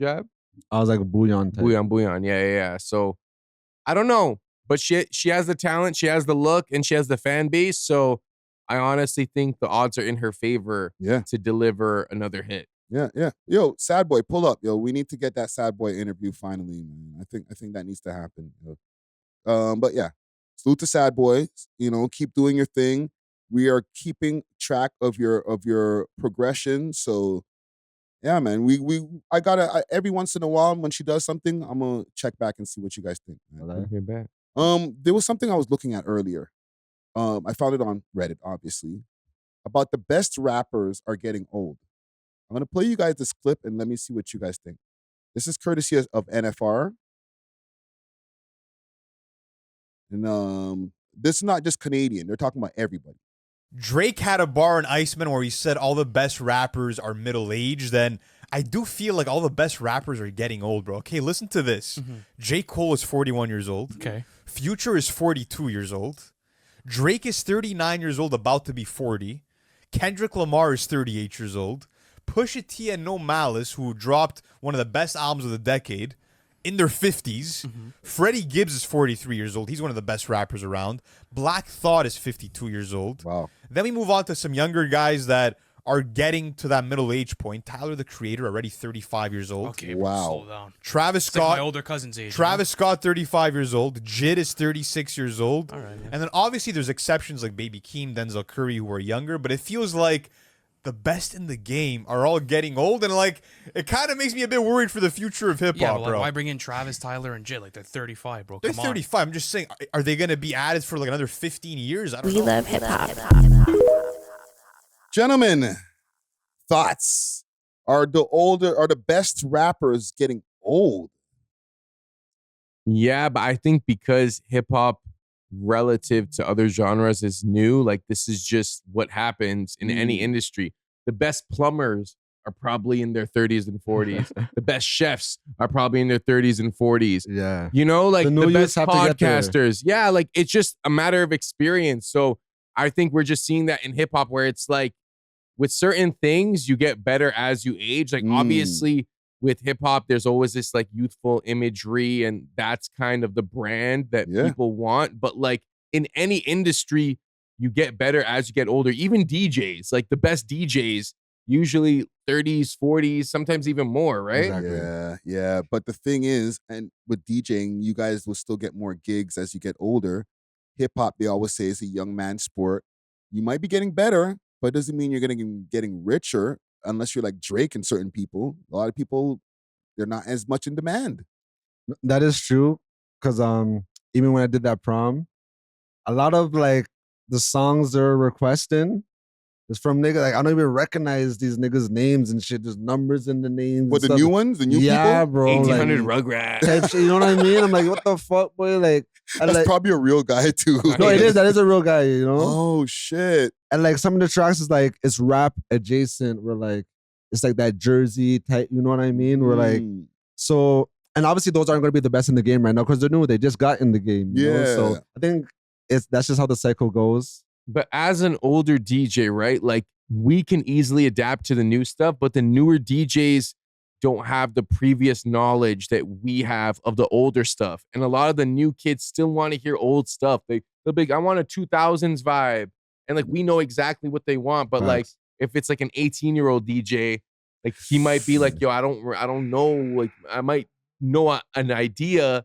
I don't actually know what it's like. That's why mans like Ritz and Grouch are like sick DJs. Cause like, they can play the new stuff, but it's the knowledge of the old stuff that gives you the advantage. Like even when I do certain reggae parties, like I could go Studio One and foundation reggae, like reggae from like the 1960s, and I could do a whole hour set of like big tunes where like all the uncles and the grandpas are gonna be like beating off the furnace and stuff, and like the new DJs are gonna have no knowledge of that.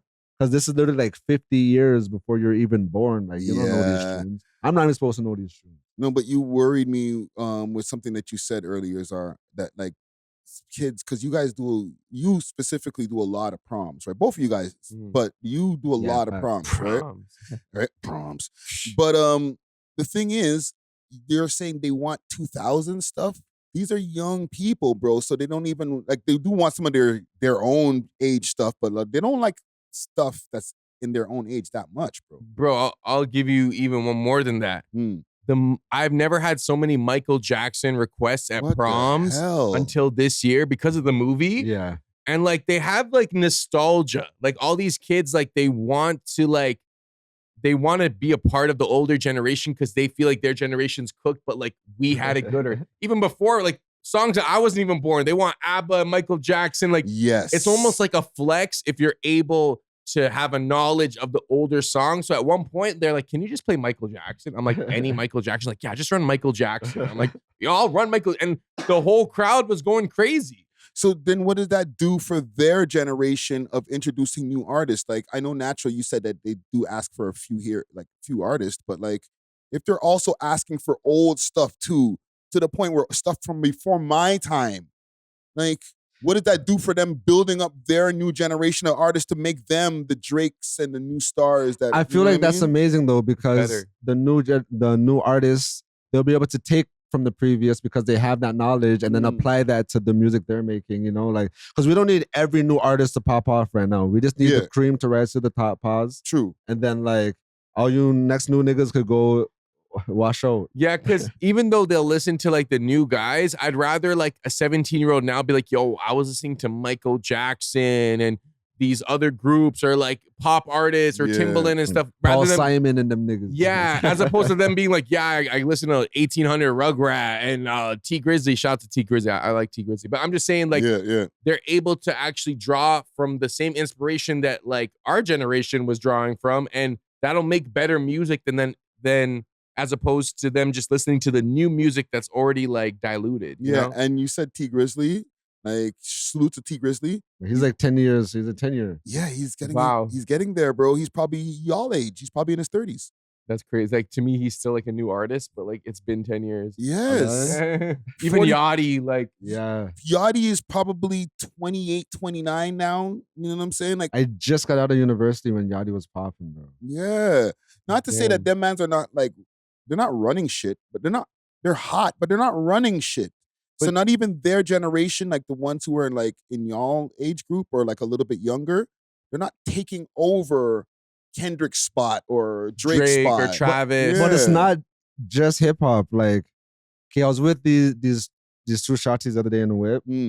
They're running tunes, but they're running like some old reggae tunes, like some lovers rock. And these are like, I have to ask them, like, how old are you? Oh, I'm 22, I'm 23. I'm like, yo, like, and you guys are just running this lovers rock just like on a casual ones, you know what I mean? Flex, bro. Because like I feel like our generation, we try to flex by showing that we know new music.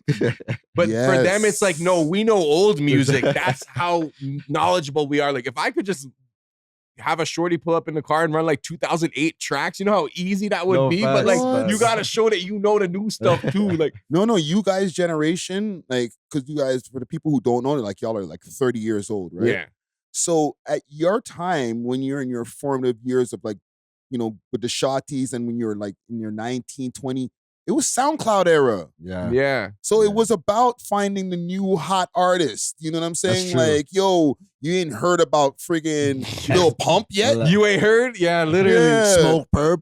How do you not know this track? It's like came out 2 weeks ago. Like they try to make you feel like shit about it. Yes. Like, bro. But that also encouraged, like as the older heads, we were like, oh, this is what the youngins are listening to. All these young, tattooed face, purple haired, whatever. Like you guys are bringing them up. What we're talking about now, these young people are not bringing up their new young artists. Well, I was having a conversation the other day to someone about this. Beer I know, beer conversation. conversations. Yeah, but since you brought up SoundCloud, I was like, the way how music is discovered now is completely different. Because the shorty was, you know that new Young Miami song, Where am I scamming at niggas? Okay. Yeah. She's like, oh, I hate that song. There's no creativity behind it. But I'm like, and then me and the other shorty, we agreed. It's like, yo, as soon as we heard that song, we knew it was going to go because of where just like humanity is right now. It's like TikTok is what's making music pop up. Yeah. So if you have a song that's super catchy, it's kind of like the ringtone era where people were creating music where you can use as a ringtone because that is like where humans wanted like their attention to be at, you know? Yeah, So yeah. like now I feel like people should be creating music. This is gonna sound crazy, like, well, not for like the integrity of music, but just find the catchiest shit you could do right now and then just drop that, bro. Like TikTok up, bro. respectfully, you know? Yeah. Mm-hmm. And even Young Miami, I'm sorry to keep on, because the examples you guys keep on using, they old. They're getting old. Yeah, no, you're right. And I think what you were saying about our generation with the SoundCloud rappers, that's when monoculture kind of dispersed. Whereas before, like we all had the same source of discovery. But once it became SoundCloud and YouTube, it was kind of like every man for themselves. Like you kind of had to like find your own taste or find that SoundCloud rapper that was your guy or whatever, you know? And now I feel like it's just overwhelming where the kids are like, we don't even know where to find the music, whether it's TikTok here, YouTube. So like, let's just go back to the old stuff. Yeah. I kind of want to big up Metro Boomin, which is crazy. But he dropped that album and everybody was cooking it. Like, oh, why do you have all these random Atlanta artists trying to bring back this Atlanta sound, da-da-da? And low-key, a lot of those songs from that album, like that Whim Whammy, Take Me Through There, like a lot of those shorties from that album is popping off now. And I feel like because he gave them that platform, it kind of introduced like the world to like what they had going on. Yes. So like even in Toronto, like it would be dope if maybe like Boy Wonder or like who's that shawty that used to Wonder Girl. Yeah, Wonder Girl, you know, like if they could do like a tape and then feature a lot of like the Toronto rappers, like that would be kind of sick, you know what I mean? Like, okay, so let's localize this conversation before we end this. Because they're saying like, you know, the best rappers are getting old. Okay, we could even include Drake and Tory and all them, but even like the underground scene, a lot of them mans are getting older too. No disrespect, okay? But once you start getting into the, like Casper said he's 30 in the new CBC interview, he might be 31, okay? A lot of his generation are that age too, fam. Like they're you guys' age. yeah. Is that old? Because I feel like back in the day, like lifespan wasn't that long, you know. Mans were dropping out at like 40, 50 on like some health problems, like just like natural diabetes causes and shit, you know what I thing. mean? But like I feel like people live longer now, so fam, I was being called an old rapper when I was 32. Yeah, but back then, like mans respectfully will drop out at 45 and have a long life. No, bro, man, no. Into early 2000s. No, it's still modern civilization. Yeah, but bro. I know what we you were mean. in black and white back then. No, fam. but a lot of rappers would like die out earlier than like the average civilian, probably. You know, I feel like now like we're just more accustomed to like a 40-year-old being like young and active and like out there. You know what I mean? Back then, like when mans were 40. Like they're already like they had the George Costanza going on in the 90s, yeah. You know what I mean? Like yeah, like even us, like I'm looking at me and Natural, like we're 30, but like we kind of look like we're in our 20s still. Every time until I take off my hat. Every time I tell someone I'm 30, like they're always surprised. Same. Which is why I'm kind of going to the gym more, you know what I mean? Like if you told me when I was younger, like this is what you would look like at 30, I'd be like, okay, but because when I imagine 30, I imagine a George Costanza and the beer belly. So like maybe like you said, like humans have understood aging better. Maybe we're taking better care of ourselves. Like not everyone's smoking bogeys. Like, you know what I'm saying? Like that shit would age mans too. Notice. Yeah. And also it goes full circle to what you're saying. Hip hop is also aging. Hip hop turned 50 just a few years ago. Yeah. So you're gonna get to see in a new time. This is what a 40-year-old looks like because that 40-year-old grew up listening to hip hop. Facts. And like I compare it to other industries, you don't, as men, like I feel like we got to put in our 10,000 hours, and like you don't reach that peak of like experience meets maturity until like 30, 40. You know what I'm saying? Even like. I'm not sure about basketball players, but for MMA fighters, like when you get that experience of like strength, athleticism with experience and knowledge, you're usually early 30s, late 20s, early 30s, mid 30s. Yeah. So with the rappers that we have now, right? Like, Doobie's still pretty young. So Sav is extremely young compared to everybody else. He's like 22. Everybody else who like, K-Money, Pressa, Top 5, they're all y'all age. YG. Which is not old. YG, right? He's not 35 yet, but eventually he's going to get close to 35. And I'm not saying it as a bad thing. Hence the name. Right? It's good. Get older. But we're going to have to start maybe getting used to the hottest rappers, okay? And we can end this here maybe. The hottest rappers being between 30 and 40 instead of like between 20 and 30.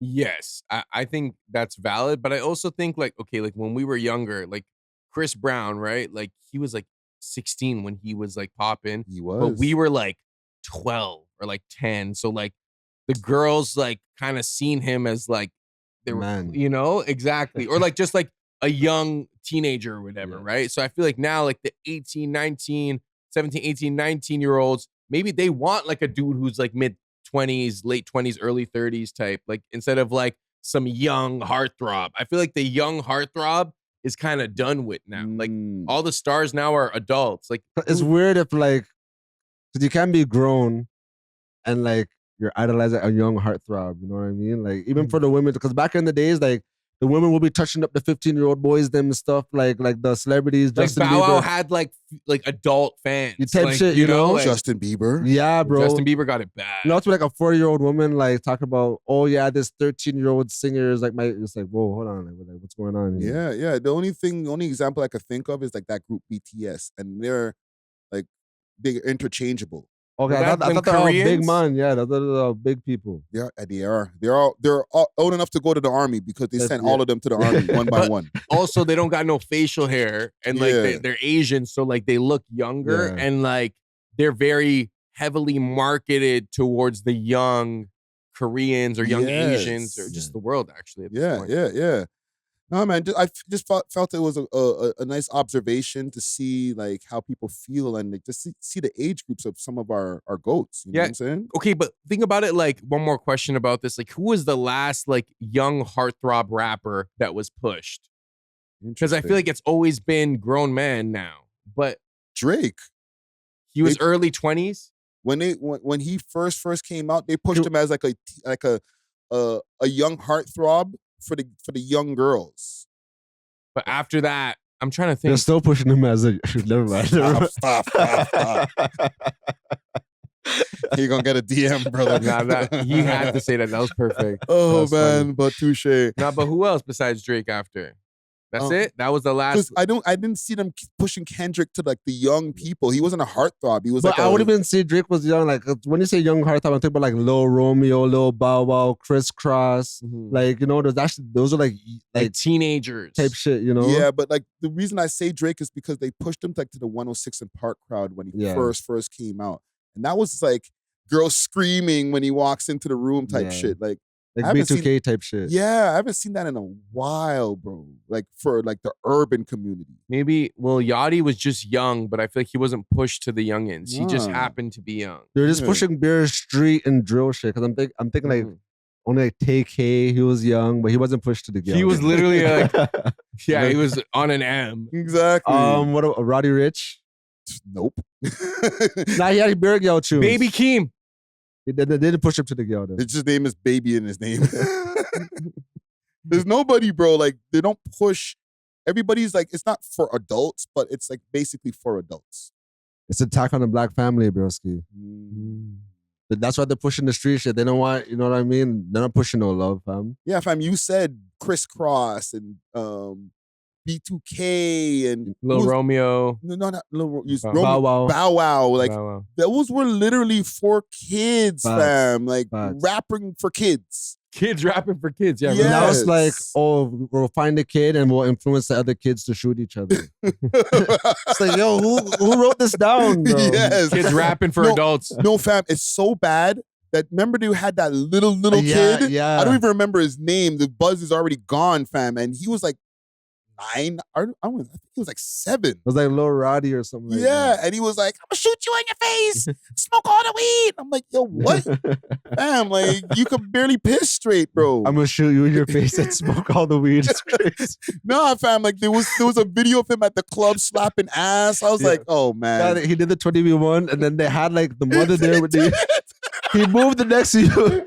I'm trying to talk to your mama, and then the mom allowed it. I'm like, yo, where have we gone as a society? I think that was when it was over. When the 20v1 happened, I think it was over after that. That was right? peak. Oh man, that was the last kid rapper that we had. It's like wrap it up still. 2026 is cooked. Bro. Okay, I got one more topic for us that we could touch the road here. Tourism crime.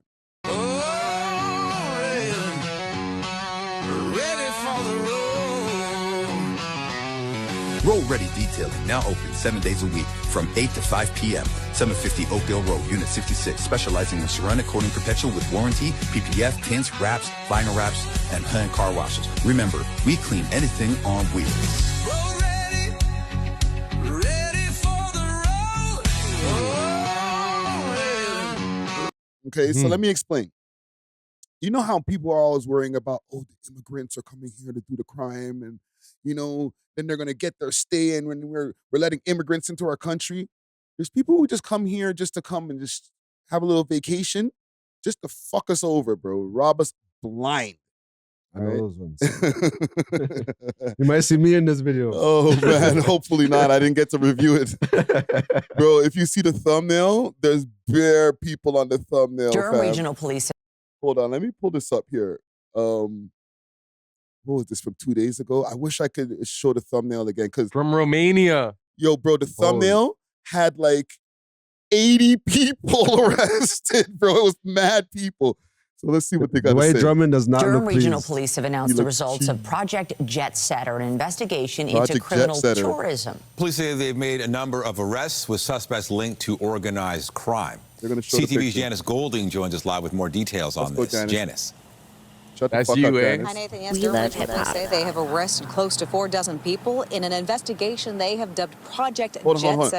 4 dozen. They 48 say people. 46 people in total are facing close to 1,500 charges for so-called criminal tourism, and another 164 arrest warrants have been issued for people they're still searching for. Essentially, investigators say Dominique, they've uncovered a Molnar, network Daniel, of people all the connected brothers. to organized These are all crime Punjabis and groups who gypsies. enter Canada Florica. legally to commit crime for financial gain. Romani. The suspects are Romani. accused of large-scale retail thefts, vehicle Florin and Roman. financing fraud, staged collisions, Georgetown. distraction-style thefts, and the exportation of vehicles of goods. Police say the majority of the suspects come from Romania, with a smaller portion coming from India, and they travel frequently from jurisdiction to jurisdiction. And police warn the criminal activity extends far beyond Durham region, with the same networks operating throughout the rest of the GTA and across Canada. We love hip hop. When we talk about the obtaining the bank cards and that can be at your local grocery store where they're not aware of their surroundings and maybe they can't see the pin pad closely, so they're holding it further away, and that person's getting that. Then further it happens in the parking lot where one person distracts them. Then they obtain their bank card out of the second door, and then before that victim knows they've lost their bank cards, the criminals have gone to many different institutions and used a lot of their money already. While there's one element of this that is obviously targeting seniors, the reality is that this targets a whole range of victims, including financial institutions as well, dealerships. There's insurance fraud here that impacts all of us. It's reflected in our rising insurance rates. This is not a victimless crime. This isn't losses that companies can absorb. We all Oftentimes, pay. retail theft is targeting the very people that are the backbone of any community, right? The small businesses that exist. Okay, so Wow. As a Black Canadian, I have to say we need to get these criminals out of here. We need to get these vagrants and these gangsters. They're ruining our country in the name of tourism. yeah, because you can't say get them out of here like you're letting people like live in our country. Nah, they're just coming to visit, bro. They'll be out of here. Bro, you know After how... they robbed us blind. Yep. Okay, I'm gonna put you on to game. You probably already knew this, but a lot of the times when you see a homeless panhandler, a lady that looks like she has a hijab on. Usually she's Romani or Gypsy. And they hold on. I don't know if that might be derogatory. I know, so you might have to bleep that out. So I'm gonna say Romani. And they run this thing where like they'll send all these panhandlers out here. It'll be like a lady pretending that she needs the money, and then they collect money like that. They try to sell you fake gold, fake jewelry. They approach you trying to distract you while you're getting gas to see what they can do. And you know what's the most interesting part? And I don't mean to get racy, okay? But Charlie Kirk, let's go. These people, these Romanis, are originally from Punjab. This is why we can't be on flow now. Yo, you know what? I'm about to get racy. It's like, all right. No, but like they have so many similar words in their languages, and they travel from Punjab across Europe, and like across Europe, these guys are seen as problems. Like they're called, I'm not gonna say the word, the G word, the G word, tipsy. So they're not original Romanian? No, and Romanians like no, okay, those are like them type of Romanians, you know. But when you look at their lineage, it goes to Punjab, North India. Wow. And like it's funny because they're both being convicted of like similar crimes, and it's like scamming, and it's almost like a survival technique because they had to go from country to country. They were wandering, you know what I'm saying? So they had to figure out ways to survive. So might be linked to that. I've been to several different malls where like they try to steal stuff from stores, bro. And like I'm not trying to like say all of them are like that because they're not, you know what I'm saying? But it's a very common phenomena in their communities that they'll admit to. Enough times like they'll be trying to sell me gold or whatever. I don't buy it, obviously, you know what I mean? But it's just like, and there was even one time where I seen a woman when she was done her panhandling or whatever, she got up and she went to her whip and she drove off in a nice whip and shit. I'm telling you, bro, they know how to game the system. Enough YouTube videos is on it as well. You know what they used to do when I worked at TD? They would come and like we'd have this bonus, like $300 overdraft when you sign up, you know? And they just come and just withdraw the overdraft right away. Or whatever they qualify for a credit card because they're new to the country, they just cash it all out right away, like a cash advance, like take out the whole balance. Just because they're not gonna stay. It's one thing if you're gonna stay and then you're gonna try to just have fake IDs and just try to live over here as long as you can. You're gonna leave. So they don't care about that bank account. They don't care about. They just run it up and wheel. And the thing is, if you get a visa to come to Canada, I think you get 6 months or whatever, right? I don't know exactly the rules, so don't quote me on that. But whatever the amount of time, let's say it is 6 months. You got 6 months to get busy. And then, you know, all right, okay, we're at 5 month 5.5. All right, time to go. How much money we got? 5 bands. And they push nice whips, bro. More like 50 bands. Oh, yeah, probably. You know what I'm saying? Maybe 100 bands off of freaking just extort. Fam, they're doing fraud, stealing, credit cards. They're talking about car dealerships. So they're probably doing all types of shit. And then they're like, all right, time to go. Yeah. I mean, I guess they run it up here and then go back to Romania or wherever they need to go. Or they might stop somewhere else and go run it up over there. Exactly. Hey, bro, that's the ways of their people, bro. No diss, but that's literally how they survived in Europe.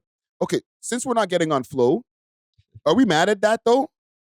Like if we had to go do what we had to do to survive, like I'm just thinking like me, myself, like I might get busy, bro. You know, I'm a citizen now, but like back in my day, I might be that guy, whatever country I'm in, like I will sell you the sand, bro. You know what? In some ways, it's admirable because you got to survive no matter what. But I think if you agree to come to this country, you should agree to adhere to whatever code of ethics we have or other countries have. And I don't think they have a place here if they're going to come and commit crimes. But I also feel like that about local criminals too. So it's not just them, you know? Like as a former local criminal, I'm gonna be like, whatever. If I ran it up in the place where I was born, fuck, where am I gonna go? Am I gonna feel some way about running it up somewhere else? You know? It's just like if we're letting you in here, like you should contribute and not contribute crime, bro. You're such a good guy, man. Is that good? Is that Lieutenant George right now? We're letting you in here. Should we contribute? People fight for this country. You should contribute. Yo, czar for mayor, bro, or some kind of politician, fam. Like you really mean good, fam. I mean, shoot, bro. This country has saved a lot of people, bro. Like I'm grateful. I'm grateful for Canada as much as I have problems with it. Like for me, the reason why I'm not gonna say I feel good about this, but why I don't mind it as much is because like I just feel like for the past few years, like Black people have just been having a lot of good PR, just adjacent to the bad PR that other races have been getting. You know what I mean? Now, I feel like when I walk around the city, like white mans, they be like respecting mans more and shit because it's like dapping us. You know what I mean? Yeah. It's like, yo, at least you guys are just like keeping it within your community and shit. Like, you know what I mean? Like these guys are out here working everybody, robbing everyone's whip. Like they put down hits on everybody. It's like, God damn. So you're happy the Indians are now the target of racism as opposed to black people. And the Romanian, or like yeah, you can say Romanian. The hippies, the hipsties, or whatever we're gonna call them. You know what I mean? Like the tipsies. Type shit. Like, so yeah. Yo, fam, low key, you're not wrong, fam. I feel like white people have been way nicer to me lately. They're talking to me like, "Hey, what's going on, brother?" Shit. Just like I'm such a dick. I don't like talking to people, and white people are starting to combo with me, man. Hey, nice day we're having here. I'm like, yeah, because I feel like those whites, like they're just sick and tired of seeing Indians. So when they see a black dude, like, oh, dude, finally, like, yo, like, dude, like, I'm so sick and tired of these guys. Oh my god, man. Listen. I know Put you're on some dance hall. You're low key racist still, but like whatever, man. You know, I'll give you a cheers on my ice cap, bro. No, fam, it happens to me. I'd be at the Timmy's and like white people be like, hey, just like starting combos with me. I'm like, what's going on, fam? Because I feel like there's much more intersectionality within the conversations we could have. Because like they know rap music. You know what I mean? There's a lot of pop culture that like cross references, you know what I mean? But like the biggest Indian artist sold out Rogers Stadium and we did not know who that was. You know what I mean? Man didn't even care to know who that was. Like, bro, they'd rather Shaggy or somebody pull up. But I'm not like just saying being kiki with you guys just because we're supposed to have a common enemy. Like, I don't have no enemies. You know what it is ultimately? Because I think it's two things. One, every white person who's Canadian has a black family member now, whether it's mixed or someone, you know, so there's like familiarity. And then the music.